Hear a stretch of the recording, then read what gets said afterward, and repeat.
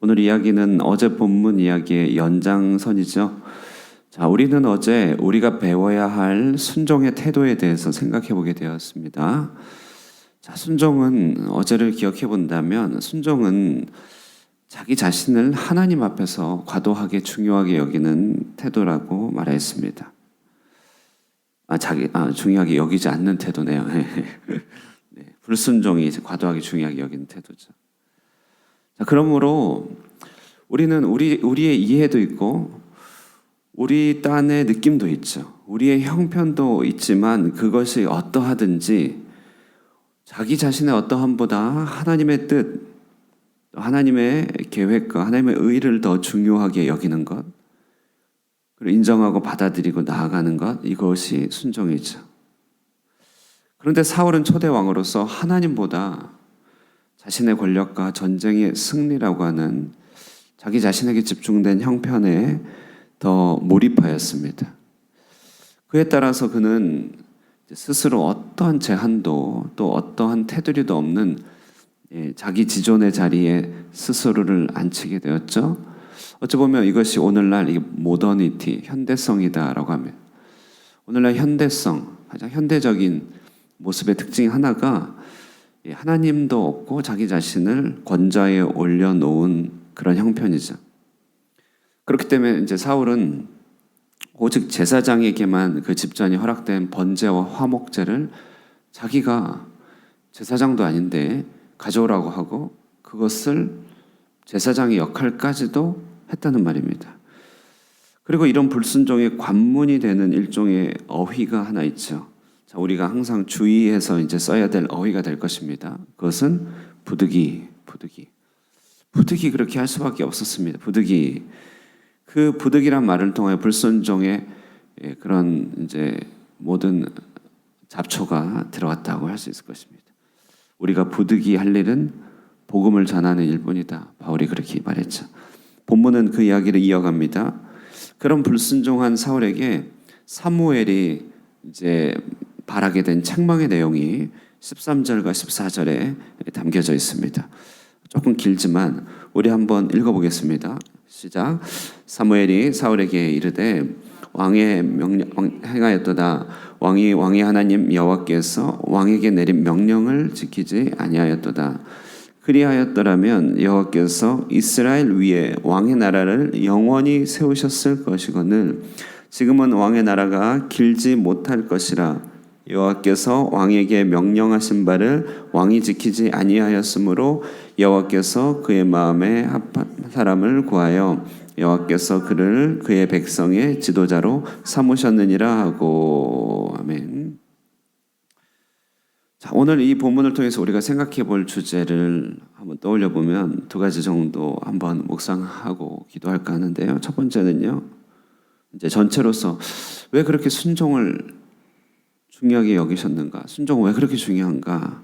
라고 하는 큰 주제에 따라서 생각해 보겠습니다. 첫 번째는요, 순종의 문제는 신앙생활의 A부터 Z, 다시 말해 신앙생활의 처음부터 마지막을 아우르는 가장 중요한 신앙 목표이기 때문에 그렇습니다. 우리는 이 한 번의 불순종으로 왕의 나라를 패하겠다고 하는 사무엘의 이 선언이 자칫 과하게 느껴지기도 합니다. 너무 지나친 것은 아닌가? 그런데 이 불순종의 문제, 순종의 문제라고 하는 것은요, 단순한 실수가 아니라 위치의 문제인 것이죠. 어제도 살펴보고 계속 생각하지만 자기 자신을 하나님 자리에 세워놓느냐 아니면 하나님의 종의 위치에 세워놓느냐가 순종의 본질에 속합니다. 결국 불순종의 문제는 하나님의 자리에 있다는 것이고 그것은 곧 교만이고 다른 말로 하면 실천적인 무신론이죠. 사울은 개념적인 신앙인이었습니다. 그러니까 머리로서는 하나님을 알고 있었습니다. 실천에 있어서는 신이 없는 것처럼 행동하였던 것이죠. 자, 우리가 믿음으로 말미암아 의롭게 되는 거 아닙니까? 라고 할 때 이런 이신칭의의 신앙 원리는 결국 순종을 이해하는 원리입니다. 로마서 1.5절 그로 말미암아 우리가 은혜와 사도의 직분을 받아 그의 이름을 위하여 모든 이방인 중에 믿어 순종케 되나니. 그러고 봐서 이제 성경을 생각해 보면 인류 최초의 죄악도 불순종이죠. 인류 마지막 날에 죄악도 하나님을 거역하는 불순종의 문제입니다. 하나님을 향한 순종과 거역하는 불순종은 모든 문제의 본질인 것입니다. 가장 본질이에요. 믿음 세계 속에서의 일, 그러므로 우리의 신앙 세계 속에서의 모든 입문한 이후의 모든 시간표들, 평생의 씨름은 순종의 씨름이라고 한다는 사실이죠. 신앙생활의 본질은 순종으로 돌아가는 것입니다.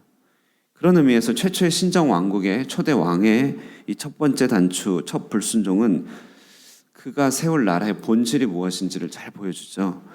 하나님 없는 세상 나라를 하나님이 굳이 간수하고 지키실 이유는 따로 없으신 것입니다.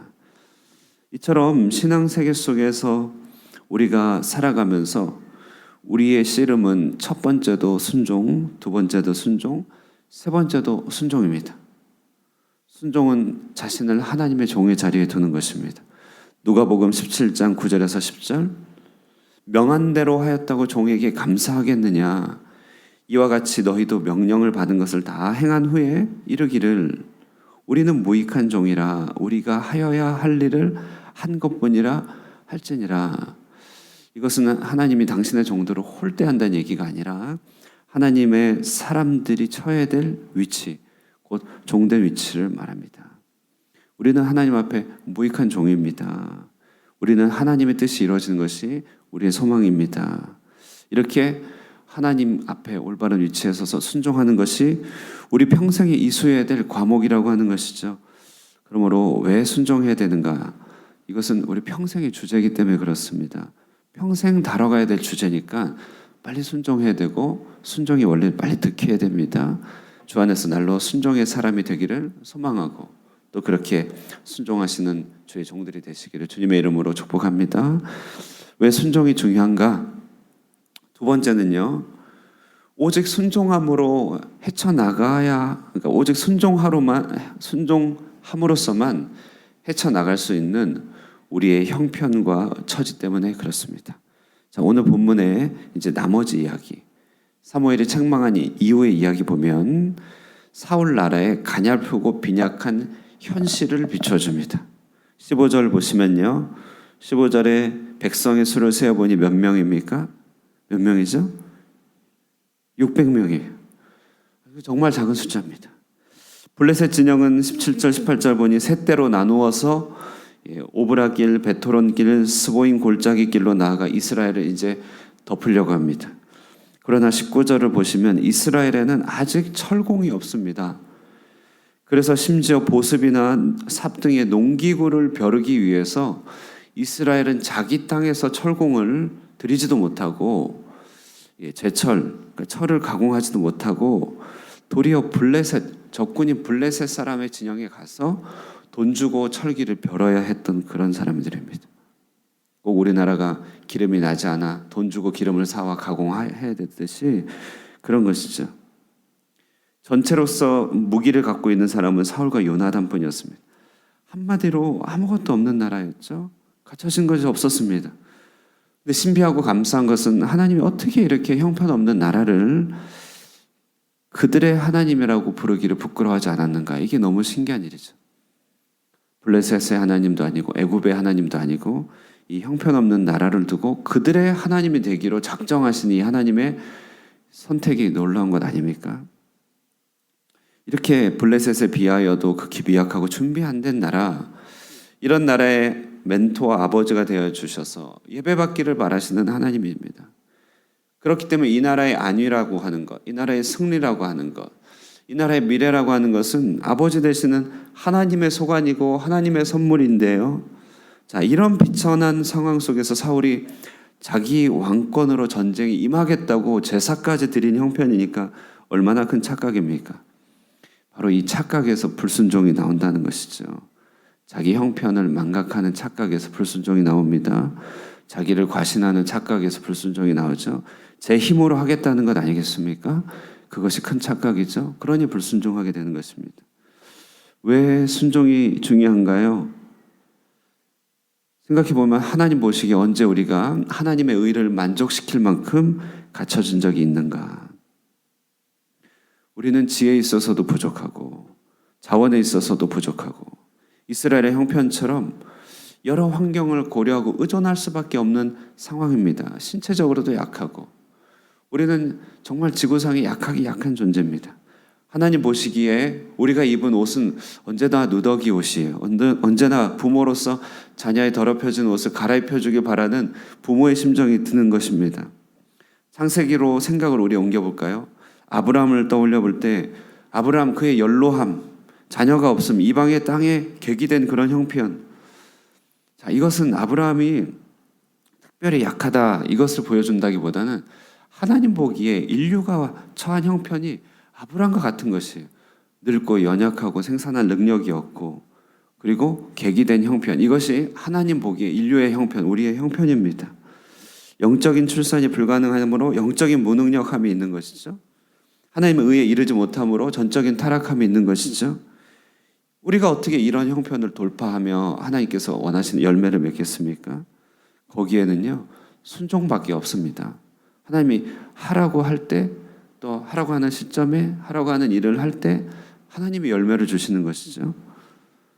순종은 그러므로 동정녀의 뱃속에서 예수 그리스도를 탄생케 하는 원리이죠. 순종은 연로한 사라가 이삭을 낳게 하는 원리입니다. 순종은 다윗의 미약함에서 창대한 나라가 되게 하도록 하는 원리죠.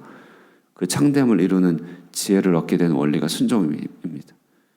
자, 그러므로 우리가 순종해야지만 사람이 자기 힘으로 이룰 수 없는 하나님의 뜻과 하나님의 역사를 이룬다는 사실, 이것이 우리 신앙생활의 본질인 것 아니겠습니까? 그러므로 사울의 나라가 블레셋하고 전쟁하기 위하여 실제로 맞붙은 것은 블레셋이 아니라 무엇입니까? 불순종하는 자기 자신을 맞붙고 있다는 사실입니다. 힘들고 어려운 일, 돌파해야 되는 일 생각해 보면 그 일 자체보다도 불순종하는 자기 자신을 마주할 뿐 아니겠습니까? 세상에 많은 문제들 부딪혀도 순종하면 실타래 풀려가고 거기에는 순종에 또 실마리가 있습니다. 거기서부터 문제 해결의 단초가 열리는 것이죠. 많은 문제들은 결국 그것도 일일이 다 불순종하는 자기 자신과 부딪힐 뿐입니다. 세상의 문제는 결국 순종과 결부되어 하나님의 능력과 하나님의 선물로서 해결이 될 것입니다. 자, 이러므로 우리가 우리 힘으로 싸울 것이 아닙니다. 순종함으로 싸울 뿐입니다. 순종함으로 미래를 열 뿐입니다. 미래는 순종함 가운데 주어지는 선물입니다. 그러므로 오늘 본문을 통하여 주님은 왜 그렇게 순종을 한 나라의 흥망성쇠와 연결시켰는가? 그렇게까지 중요한 것인가라고 할 때 생각해 보면 순종은 믿음 세계의 본질이기 때문에 그렇습니다. 하나님과의 관계에서의 본질은 순종의 관계죠. 우리는 무익한 종이죠. 하나님의 의를 이루고 우리가 무슨 하나님께 무엇을 어떻게 얻고자 하는 게 아닙니다. 그것이 우리의 자리이기 때문에 순종합니다. 이것이 본질입니다. 그리고 순종함으로써만 우리는 돌파하고 승리할 수 있습니다.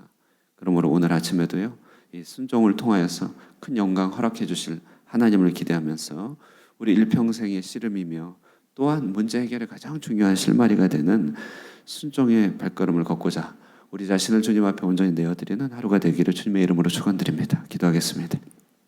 하나님 아버지, 주님의 말씀을 묵상합니다. 이스라엘의 초대왕 하나님 나라의 신정왕국의 그 첫 불순종함으로 말미암아 그 나라가 패하게 될 것임을 선언하는 주님을 볼 때 하나님, 우리가 주 안에서 온 자비와 또 온전한 긍휼을 구합니다. 하나님이여, 참으로 주님의 우리를 부르실 때 순종의 나라로 부르셨음을 기억하게 됩니다. 우리 자신의 형편들 미약하고 우리의 힘으로 이룰 수 있는 것들이 극히 작음을 고백합니다. 우리는 일평생 많은 노력을 기울이지만 하나님의 의를 이룰 수 없음을 고백하며 오직 순종만이 하나님을 기쁘시게 하는 것임을 깨닫습니다. 믿음으로 의롭다 하심의 선물을 주신 그 하나님, 그 풍성한 은혜에 힘입어 성령의 능력 안에서 오늘 하루도 순종함으로 하나님께 영광을 올려드리게 하여 주시고 매 순간 작은 순간조차도 하나님의 종으로 살며 하나님의 뜻을 이루는 큰 기쁨 가운데 거하게 하여 주시옵소서. 순종하는 종들을 통하여 이 땅 가운데 베풀어 주실 그 풍성한 은혜와 넘치는 사랑이 얼마나 풍요로울지 주님 기대하게 됩니다. 오늘 하루도 순종한 우리의 발걸음을 통하여 주님께서 이 땅에 하나님 나라 임하게 하여 주시옵소서. 예수님의 이름으로 기도드리옵나이다. 아멘. 예, 우리 말씀 생각하시면서요, 순종하는 삶 살겠다 결단하시고 또 부흥회를 위하여 기도하실 때 또 우리 마음에 또 사모하는 마음 주시고 하나님 예배하신 능력의 역사들 우리가 다 받아 누릴 수 있게 하여 달라고 우리 함께 기도하시고 기도하고 돌아가겠습니다.